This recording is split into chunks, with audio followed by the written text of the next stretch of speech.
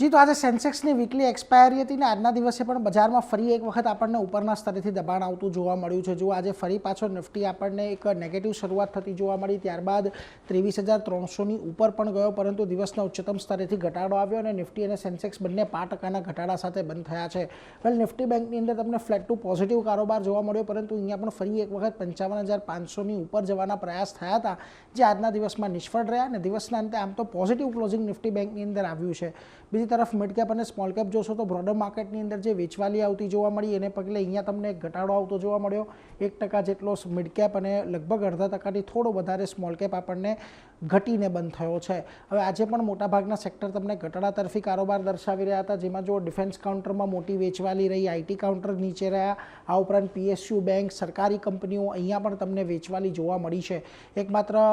તમને ખાસ કરીને પ્રાઇવેટ બેન્કો આજે સારું કરતા દેખાય અને ફાર્મા અને હેલ્થકેર સ્ટોક્સની અંદર થોડી ઘણી તેજી આવતી જોવા મળી, બાકી વધારે કોઈ બહુ મજબૂતી તમને આજે માર્કેટમાં દેખાઈ નથી। નિફ્ટીના ફ્રન્ટ પરથી વાત કરશો તો જુઓ Infosys, Eternal, Adani port, HCL tech આ બધા એવા કાઉન્ટર રહ્યા કે જ્યાં આગળ તમને આજે વેચવાલી તરફેનો કારોબાર જોવા મળ્યો, પરંતુ જ્યાં થોડી ઘણી મજબૂતી તમને આજના દિવસે નિફ્ટીની અંદર રહેતી જોવા મળી, એમાં જો ICICI bank, Kotak Mahindra bank, JSW steel અને એમએનએમનો સમાવેશ થાય છે।